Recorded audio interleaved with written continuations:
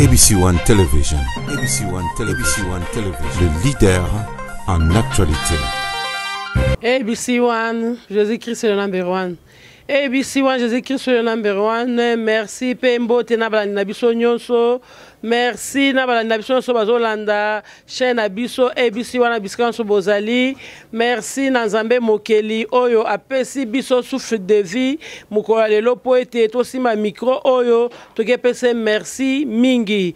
Merci epa ya Maman Chantal na Papa José bango nyonso kuna na États-Unis. Merci na Dadi Boyembe na États-Unis. Merci na ya Nathan Kisi. Vraiment Nzambe abatela bino akokela bino. Yango lelo balandi ngai to beta to solola na émission na biso o bolanda mingi na elobeli ezana oya bino Maman Espoir femme de foi to lobela thème ya kitoko oyo to loba attachement à Dieu. Attachement à Dieu ezali nini? Parce que to monaka bateme za ebele mais lelo oyo tozo beta lisolo na biso yo ya attachement à Dieu. Attachement na eza nini? Attachement eza bato français pour chaque fois dans l'émission la biso eza bilingue to baranda ma français ndambo lingala. To lobi attachement c'est le fait d'être attaché à quelqu'un ou à quelque chose. Au moins ka mutu batambola ka bango mibale babi banda bana botan batambola ka bango vraiment ils sont attachés, c'est-à-dire baza liés, baza vraiment attachés. Au moins mususu pe azana eloko na moko alinga kango soki ekoza la pipe na ete abi alinga ka penza pipe na yana po abalomela makana ye soit azana eloko na moko alinga soit chapeau na ye assez alinga ko makache, vraiment il est attaché lié à son truc là qu'il aime beaucoup. Mais les autres zo baba attachement wana nyonso za na tina te mais to bande attachement à Dieu. Attachement à Dieu, balandi nangai. Toza l'attaché na Nzambe, poto zwa nini? Parce que maloba na biso nyonso aka tourner kaka na Bible, parce que na ipsi wana to bakaka, Jésus-Christ azali fondement, aza fondation na biso. Yango tozo beta lisolo na biso oyo pona kolakisa ete ba oyo nyonso oyo basatashaka na Nzambe bazwaka mbano nini? Yango totangi na Bible na biso na mukana na biso a Deutéronome po tozo beta masese na biso te tozo tanga oyo Bible ezoloba ke ba oyo ba mi atashaki na Nzambe eloko nini bango bazwaki. Na ke kotanga na mukana Deutéronome chapitre 4 verset 1er jusqu'à 4 natangi boye. Et maintenant, ô Israël, écoute les prescriptions et les décisions judiciaires que je vous enseigne à pratiquer, afin que vous viviez et que vraiment vous entriez et preniez possession du pays que Jéhovah le Dieu de vos ancêtres vous donne. Vous ne devez rien ajouter à la parole que je vous commande, et vous ne devez rien retrancher afin de garder le commandement de Jéhovah votre Dieu que je vous commande. Vos propres yeux ont vu ce que Jéhovah a fait dans l'affaire des Baal de Péor.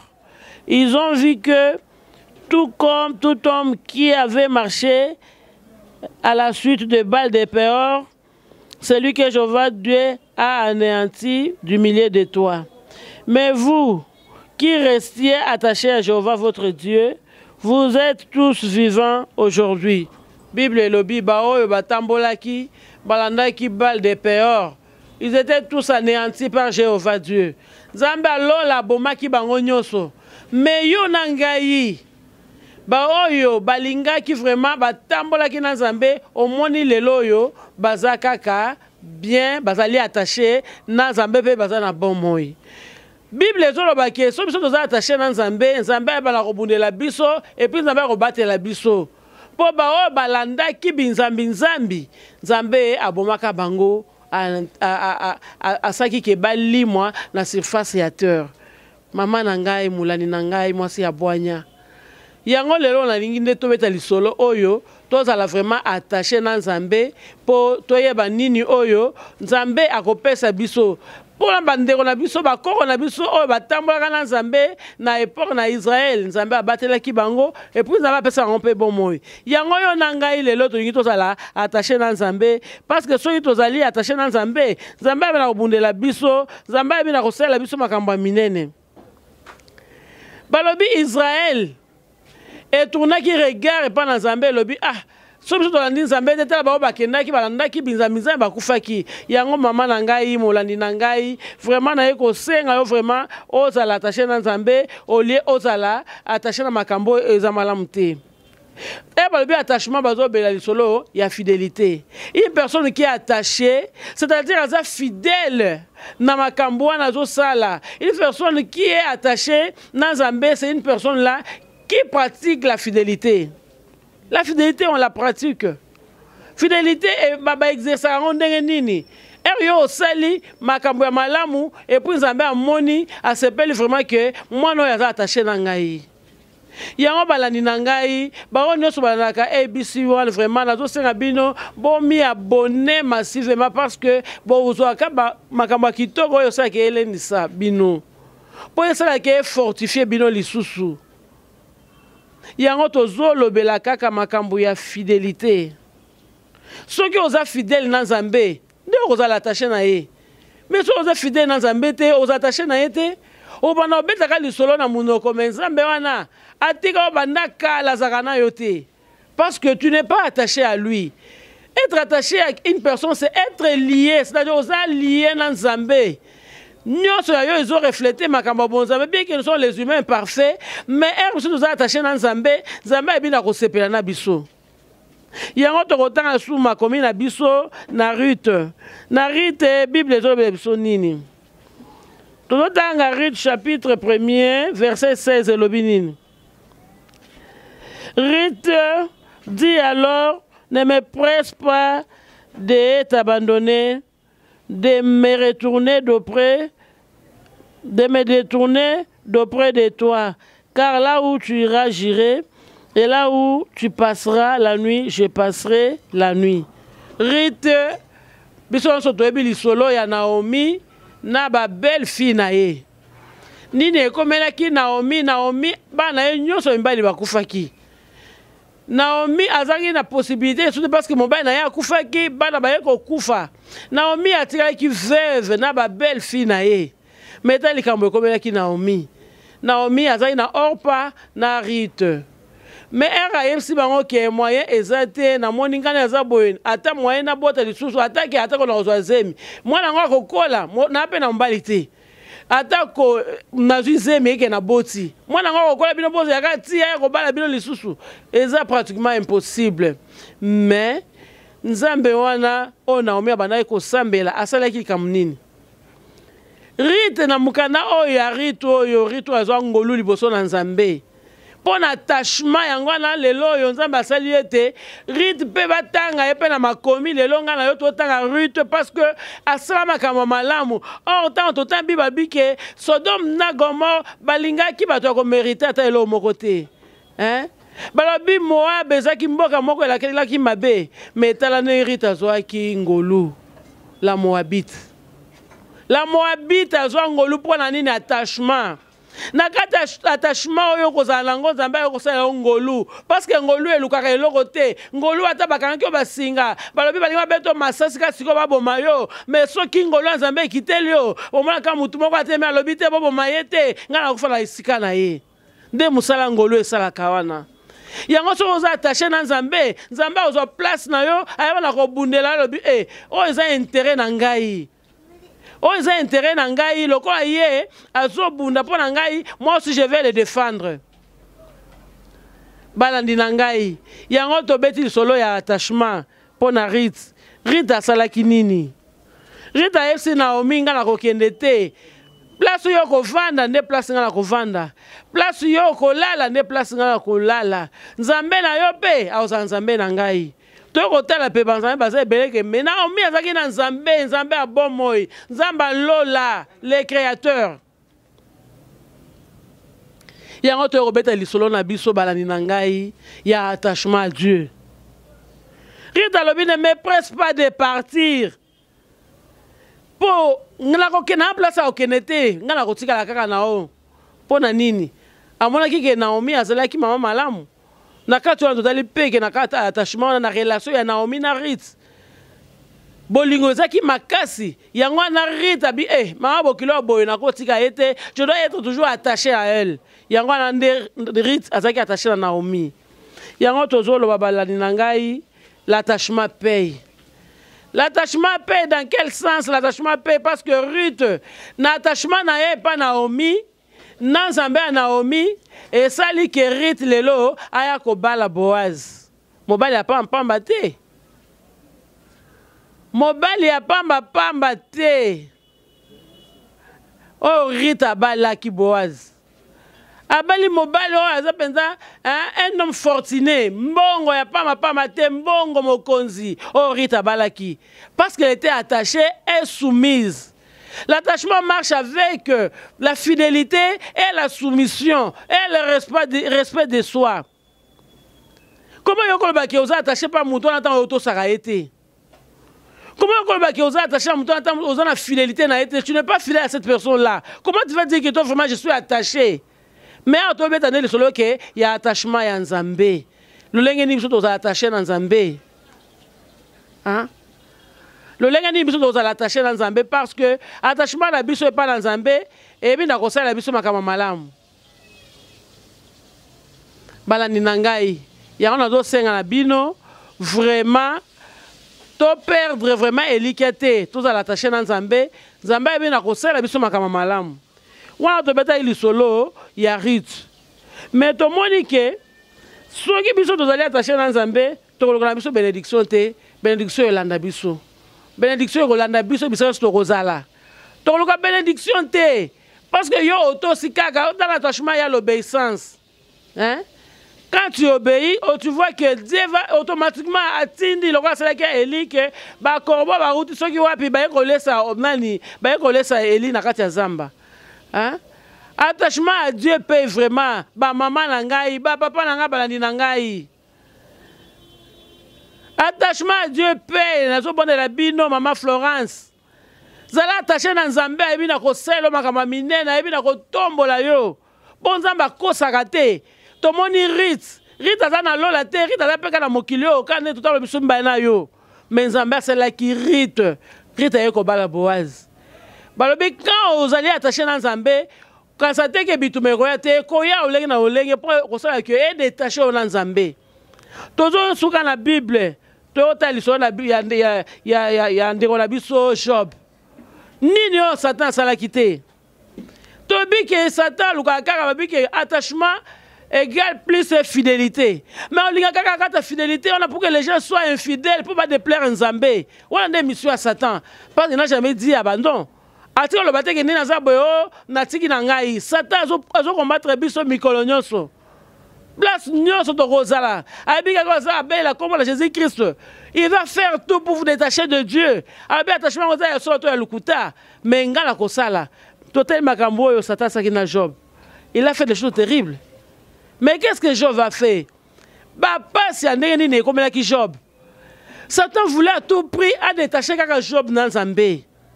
Maman langai, okoza ne ozabo yofani na yo. Famille mobali, basa yo likita, balibi to déstabiliser.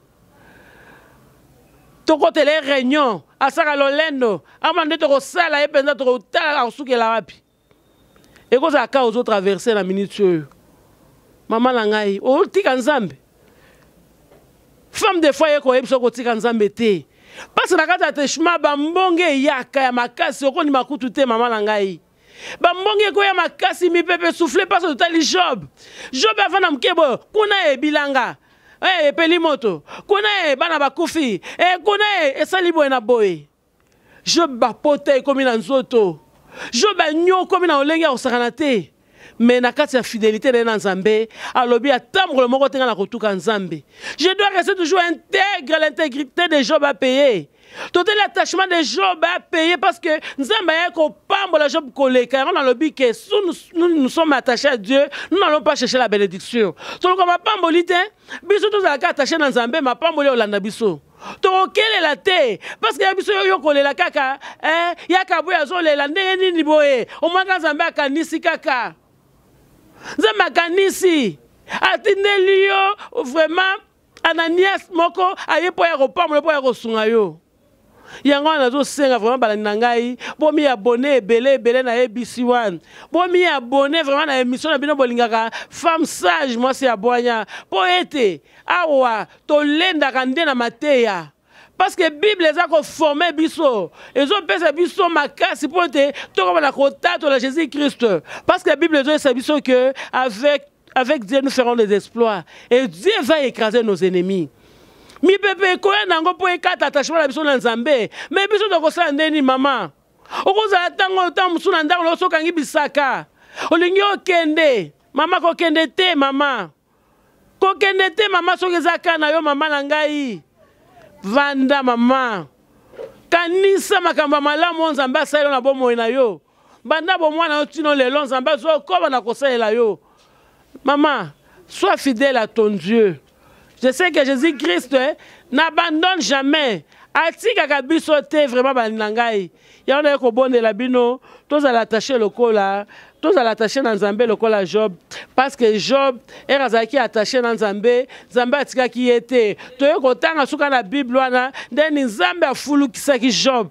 Job akomaki na mbongo ebele, Job akomaki na bana su ya kitoko. Balobi na Bible ke eza na bana te lokola bana Job na kitoko. Bana ya kitoko Job abotaki. Nzambe azongiselaki lisusu balani na ngai. Ya on a ko bonela bino vraiment. Attachement à Dieu paye. Et tout tangi lisusu dans le Bible même aujourd'hui.